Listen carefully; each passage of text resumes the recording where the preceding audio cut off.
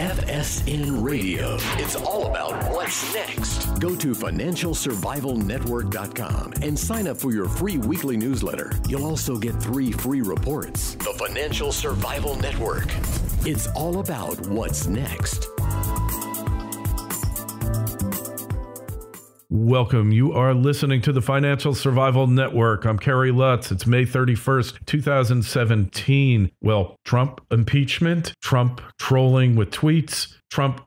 Everything is Trump, to the point where the mainstream media is now profitable because they become the anti-Trump choir and echo chamber. So they're attracting millions of new subscribers with a negative message. And you would think they would do everything they could to safeguard Trump's administration, to make sure that he's going to serve at least 8 years and maybe change the Constitution so he can serve a 3rd term so their profits can keep going up, because that's all they care about. That's all this is about. Well, somebody who's more of an expert in it than myself, his name's Tarl Warwick. You find him on YouTube, Styx, S-T-Y-X, Hex, H-E-X-N. Hammer 666, and welcome back, Tarl. Well, I'm glad that you had me. Hey, so I mean, I really watch your commentary, and I think you've kind of become a YouTube folk hero with your ability to articulate what are very, not necessarily complex concepts, but they're very muddied by the mainstream media. They jump at a tweet, a misspelling in a tweet, it becomes front page news, and you tend to lose perspective. And I think your talent is really bringing perspective back to the news and effectively becoming an effective lens or filter on what the mainstream media is doing. And your numbers show it. 130,000 subscribers on YouTube. It's phenomenal. Yeah, well, it's partially it's because like they make record profits rambling about Trump, it just opens up the floodgates for other people to just talk about how dumb the media is. And because it's so because it's so obvious, it's self-evident. People can grow quite a bit just talking about that one thing. All they realize that they get manipulated by Trump because he knows that if he does something that's purposely dumb like covfefe, I'm sure that you'll let your listeners know about that. Yeah.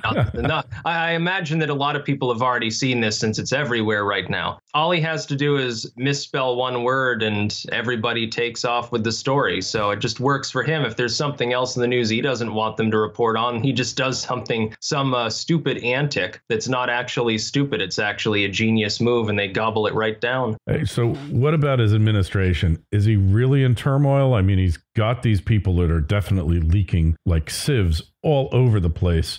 Time to prosecute them, purge them out of the administration. Is it possible? Can he right this ship? Well, I don't think that his ship is in danger anyway. It's like I've pointed out with the polling. People keep fixating in the corporate media on the last Quinnipiac poll. Oh, Trump has 38% approval. He might as well resign. It's terrible. And it's not really. It's even that number, which I don't really trust necessarily, isn't that much lower than like Obama at his lows. It's not exactly danger zone. That would be like sub 30 is when you're getting really down there. And then you have other polling firms showing him, with 50% approval. Who am I supposed to trust? Because a lot of those polling firms were habitually wrong during the election. But his ship of state, I think, is going fine. The big problem that I think I see is that he gets stonewalled from within his own party on some of his signature issues like tax reform, like the wall. But the people need to understand the Democrats are going to oppose him anyway for partisan reasons because they're, the other party. But he's getting stonewalled primarily now by Republicans because remember, they control the House and Senate. So if they're in line with Trump on an issue, they can get anything passed that they want. They don't have to listen to the Democrats. They don't have to bargain with the Democrats. They don't have to give the time of day to the Democrats. They can relegate them to the back seats and completely ignore them, invoke the nuclear option in the Senate for a simple majority passing anything they happen to want. They're capable of doing that. But the McCains and the Grahams and so forth, Lindsey Graham, not quite as much. Occasionally, he speaks out in defense of Trump, in all honesty. McCain has so far never done that. He's looking more and more like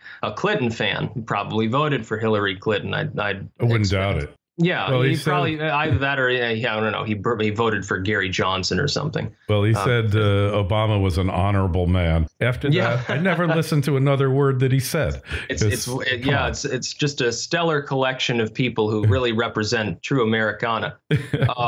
But Trump's getting stopped by members of his own party or by the judiciary body on a lot of these things. A lot of his fans crucified him when for instance, the temporary ban on refugees from certain areas was issued, and then it was stopped by a court. The court doesn't technically have full constitutional authority in that situation to issue a permanent injunction on such an executive action. But once they've issued it, there's no way the executive branch can really stop that from being in effect, which it's one of these weird legal paradoxes until it gets to the Supreme Court where it's headed now. Now, I warned against that. I thought it was a bad idea to keep poking the bear and try to take it to the Supreme Court, because regardless of the decision they make, they're potentially either handing inordinate power to the lower judiciary, or they're handing inordinate power to the executive branch. They're going to have to be really restrained. It's going to take them a long time to figure out how to weigh in on this, I think, without doing irreparable damage to our republic. But Trump's not the one. He didn't suddenly give up on the border wall. He can't get it funded. He didn't give up on a temporary refugee ban. He was stopped by the judiciary. It's honestly totally not his fault. And so I think the big concern for him is that he has to counterbalance things where he has to attack the people that are standing in the way of programs that his core fans want. Otherwise, his core fans get really angry at him, see him as ineffective or a sellout. But if he attacks them too hard, he gets cast off as an unhinged bully. Now, he does anyway, but he would give extra ammunition, I think, to people who already dislike him, including a lot of the never-Trumpers. They'll jump down his throat and say, oh, imperial president, unconstitutional. We need to get rid of him for treason or something like that. Mm-hmm. Yeah, well, there's so many out of the park wackos weighing in on all this stuff. I mean, there are people who, they believed that the Electoral College, that they were going to be able to flip electoral votes, right? They believe. And then Hillary Clinton, I think, lost. Yeah, she lost 4. She lost 4. Well, wasn't it 5? I think she lost 5, but Trump lost 1. Or 2. It was meaningless and as a bad precedent. Her, actually, in the end. Yeah. Faithless electors. Right. So they thought that was going to happen. Then they thought that he wouldn't be sworn in. And then, they just keep coming up with these memes that are just irrational beyond the pale.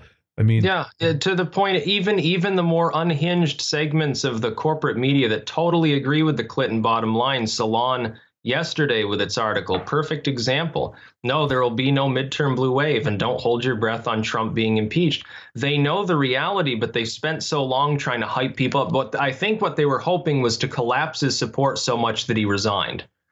I think they hoped that they could force him to resignation or force Congress to get rid of him on pardon the pun, trumped up charges or something like that. Yeah. When that failed, they then had to come out and tell their fans, oh, be a little more cautious. Don't get too big-headed. He probably won't be impeached. They're going to have to use the excuse now. But after the DNC started lying about Russia hacking them, which is almost certainly a total lie anyway, they now have to patch that wound in order to regain credibility and say, oh, no, don't expect him to get impeached because, he'll skirt justice. That they won't admit that there's actually no evidence. They talk about Comey today. Yeah. People in the intel community are attacking Comey. They're talking about this apparently fake, like a memo or dossier or something like that. The urine, the Pissgate, that was. Yeah. They're attacking him for it. They're like, oh, he used fake documents that he probably knew were fake to skirt the DOJ and keep an investigation going or not investigate it.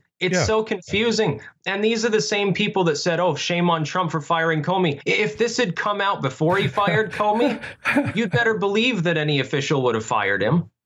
To elude the DOJ by fronting a fake document that the FBI knew was fake, that is certainly something to fire the head of the FBI for. Now, they all jump down Trump. Yeah. What if Trump knew of that before the rest of these intel heads got it straight from James Comey? Maybe that's why he fired him. Maybe that's why Comey shut the fuck up. Hey, there's so many things here. So we had a situation where everybody said, oh, the way he fired Comey was horrible. Comey was in Los Angeles and he saw it on the TV. Hey, you think that was accidental? What they did then was Jeff Sessions went to his office, took control of all of his computers, all of his files, all this stuff. This was a really well thought out termination with extreme prejudice. The humiliation aspect is just payback, but not just payback. It's making an example of this guy. And yeah, I think they wanted to requisition everything and do it when he was unawares so that they could gain access to that stuff because they knew he'd pull a Clinton and start deleting things if they didn't. You got it. Get a few of his agents. Oh, I'm going to be fired next week. I better get a few really loyal agents in here to start sort of cleanse everything. Bleach bit that hard drive. So that was no accident and not unprofessional management. That was the opposite. It's like when people talk about the turmoil in our government, I don't see Trump as being in turmoil. What I see is the intel community is having a nervous breakdown. Apparently, they don't even know what Comey is up to at any given time. The Democrats don't have a platform or a leader. And they have a DNC head, but is Tom Perez really leading anything?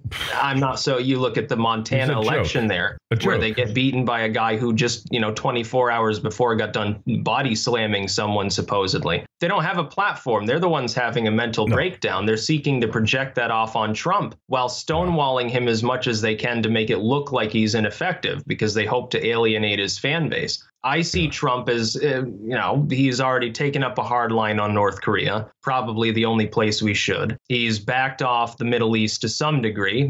There are strikes ongoing, but now it's more visible when Russia is striking an ISIS target than any involvement we have. He took a very measured response on Venezuela, as opposed even to Obama. No fake, outrage and condemnation over some foreign state where, let's face it, the government doesn't care if people live or die for the most part. Just says, oh, well, this is regrettable. And, we urge the OAS partners to deal with the problem. Brazil and Colombia need to get involved. That's not an unhinged individual. An unhinged individual would react with extreme violence and vice at any given moment. Trump really hasn't done that. It's everyone around him that's having a meltdown over his different leadership style, I think. Hey, McCain probably is having a meltdown because he wants to bomb everything.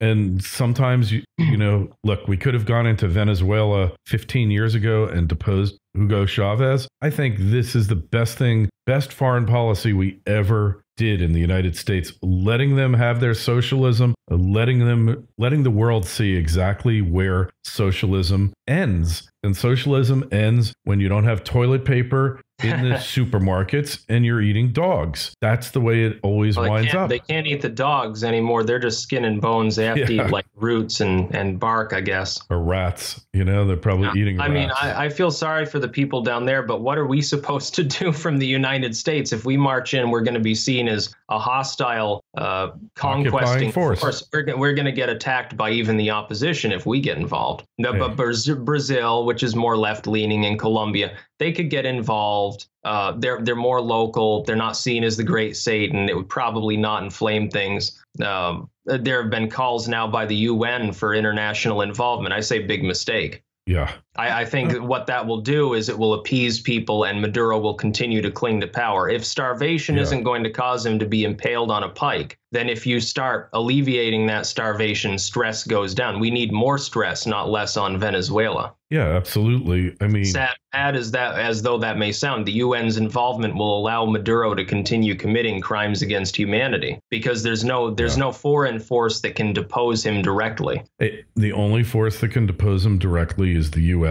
That's it. There is nobody else. And why do we want to do this? To me, the lesson, it goes back from the Pilgrims to Venezuela and North Korea.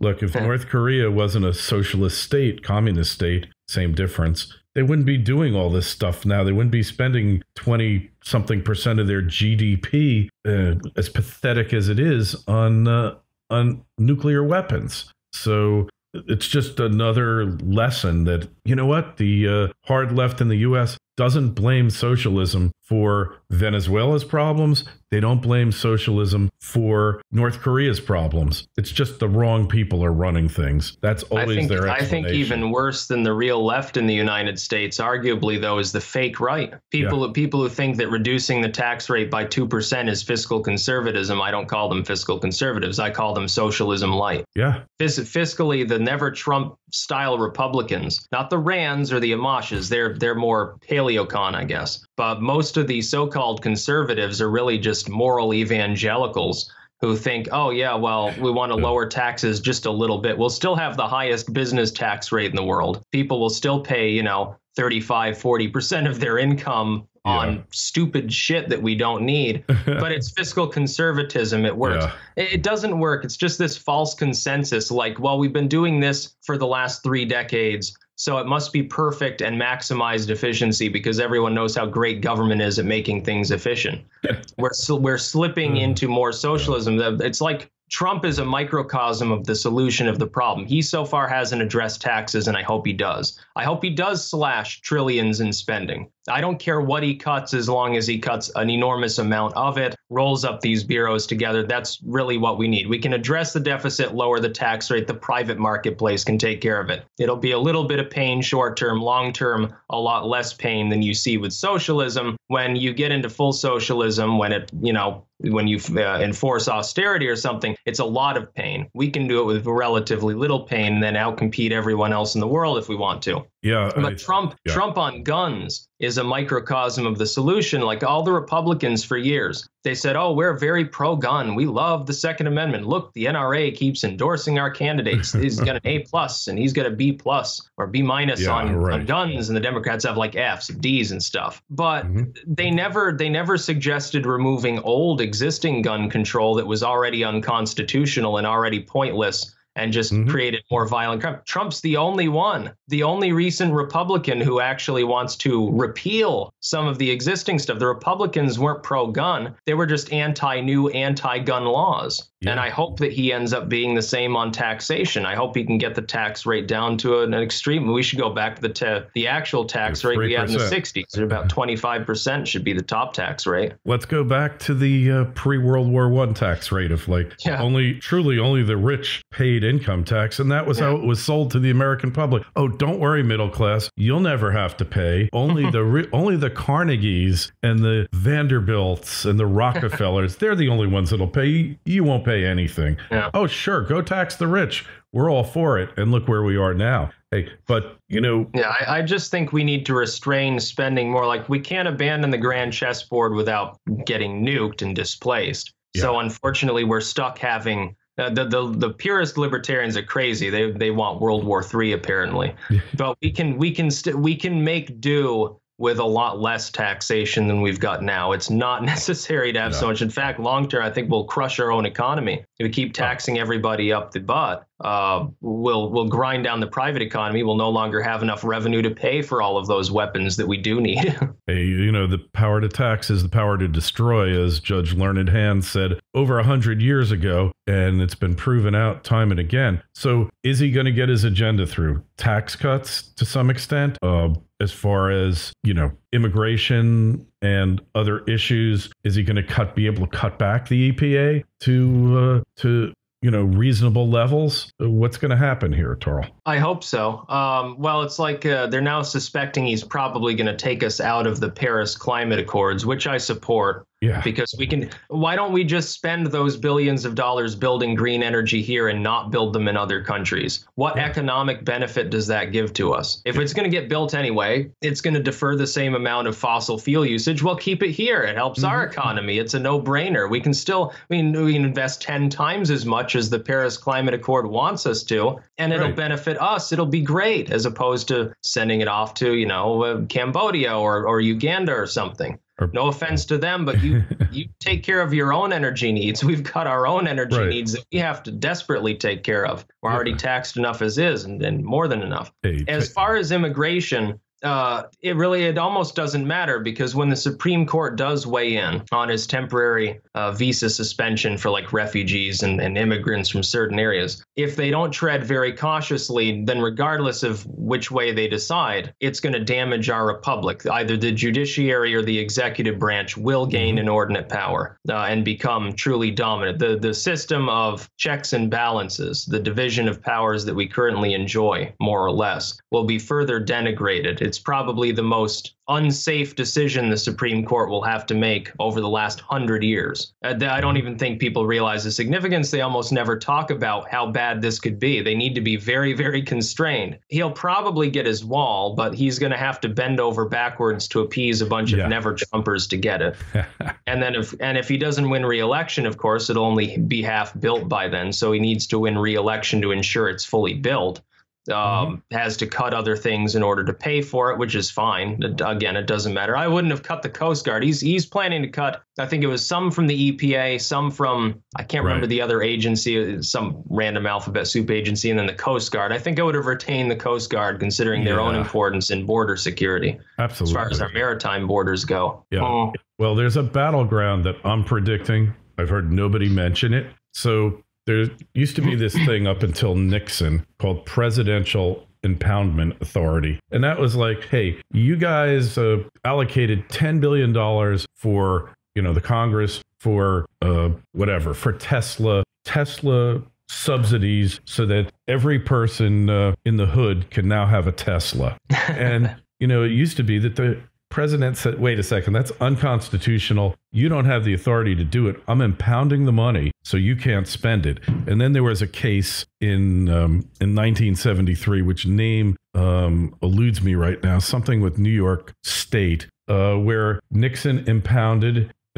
the funds. Congress passed a law, the Anti-Impoundment Act, and basically the case went to court. Supreme Court ruled that if Congress spends it, this was on the Clean Water Act, that if Congress allocates the money, president has to spend it. Now, this is like ridiculous because it's like if the board of directors of a company tells the president, you have to donate our entire year's profits to Greenpeace, the executive can say, you guys are nuts. I'm not doing it. We'll wait till the next board of directors election. And, as the executive, he's got to have some flexibility whether to spend money or not. I believe Trump is going to test that because I think it's unconstitutional. We're going to have what the Democrats will bill and the establishment will bill as a constitutional crisis. But this will happen after he gets his second Supreme Court appointee in, and it's going to be upheld. And it's kind of like the line item veto, but not having to veto it, just not spend it. This is going to be a battlefront in politics and presidential politics, and he's going to win it. And it's going to reshape priorities and everything else. Because Obama was spending money that Congress never allocated, and he did whatever the heck he wanted. Nobody ever called him on it. But now, Trump, it's a new era. We care about the Constitution again. I'm not too happy with the fact that he wants to up the military budget without addressing defense contractors, though. The $90 bag of screws,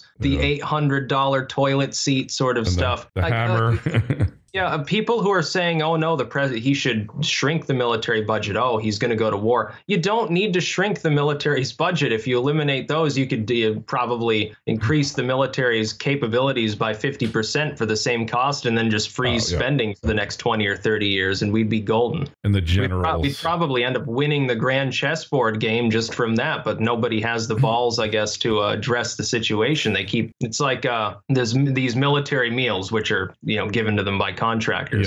I make videos eating MREs. You wouldn't believe how much they cost for a single meal, and like $10-15 probably. Right, more than Blue Apron. In cost to the nation. You can sell them online and stuff. They're still expensive. You wouldn't believe it. They're made by contractors, by firms that have basically no bid contracts. It's why they're expensive. Yeah. Hey, well, the generals, supposedly all the generals, which is the management of the military, are all on the take. That's the rumor. I have no idea if it's true or not. But you did see Trump slam Lockheed and slam Boeing. And I think that is going to become the regular course of business. He's going to go back and say, everybody has to tithe 10% off your contract, and I don't want to see change orders. It's not the contract itself, which is often a loss leader. It's after they have the contract and the the bureaucrat says, well, that handle should turn from the left instead of the right. And then they have to redesign half the helicopter so that the handle will turn the way that he wants it. And I think that's where the real reform is going to come. But all this is speculative at this point. The guy's been in office for 4 months. We should go back to the old way of doing it, where a bunch of factories sort of compete to produce as many of the ordered products as possible. Sort of, yeah. And then get judged based on quality, and then given contracts they can show they can actually get it accomplished first. Yeah. Rather than just some senator saying, "Oh, I got $1 million during my campaign from Raytheon. I think I'm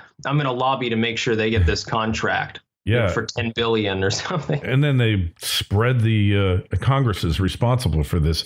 It becomes subsidy hopscotch, and everybody gets a contract, whether it's efficient to build the weapon system there or not, or whether the weapon system is obsolete and should be phased out and dumped. They don't care. Another reason why the Republicans aren't fiscal conservatives. They love welfare. It's just they want to give it to some business in hopes that 10 people get employed. Usually that won't even happen. Yeah, this is worse than regular welfare. Corporate welfare is far greater wastefulness. Like, none of the money really gets properly spent. At least with food stamps, maybe 60% of those people should be on food stamps, maybe 50%. But that's better than what happens with defense and when dollars. They're buying food, then it's benefiting some business potentially and increasing their bottom line, and then maybe they can hire somebody. You got it. So to sum up, Trump is not going to be impeached. I don't think so. No. Highly unlikely. The left is headed for a crack-up boom because, they just have not come to terms with the fact that they lost, and they're going to continue losing because, the dog isn't eating the food, as they say in the ad business. The dog won't midterms, eat. We're going to have a discussion when the midterms get closer. Yeah. Because judging from the number of Democratic seats that are up as opposed to Republican seats, I didn't even look this up. I just sort of gave my general analysis. Somebody else showed me the Wikipedia articles, and it's like 3-1 Democrats that are up for re-election. 8-23, and both of the socialists. It might be a massacre. Hey, I believe that the greatest campaign technique coming up in the midterms is going to be the body slam. It will ensure that finally the Republicans can say, we've got a set of balls and we're not afraid to take them on. I mean, look what happened the other day in Texas, where the guy called the ICE on the illegal alien demonstrators, and the guy in the Texas House, I guess it was, threatened him. Threatened to shoot him, yeah. And he said, you come after me at my car, I'm going to put a bullet through your head in self-defense.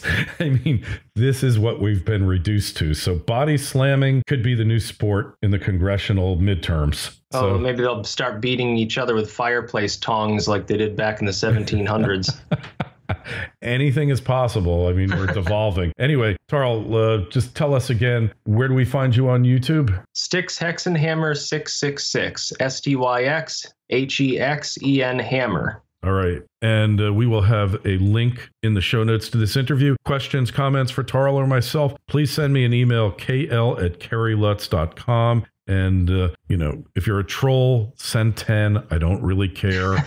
I mean, I will call you out when you start lying, though. That's for sure. But I can't deal with every troll that comes along. Hey, the Facebook page is Financial Survival Network. And the Twitter feed, you can always tweet us at Kerry Lutz. Tarl, it's always great talking to you. And keep up the incredible job you're doing. Oh, thank you. And it was a pleasure. FSN Radio. It's all about what's next. Go to financialsurvivalnetwork.com and sign up for your free weekly newsletter. You'll also get 3 free reports. The Financial Survival Network. It's all about what's next.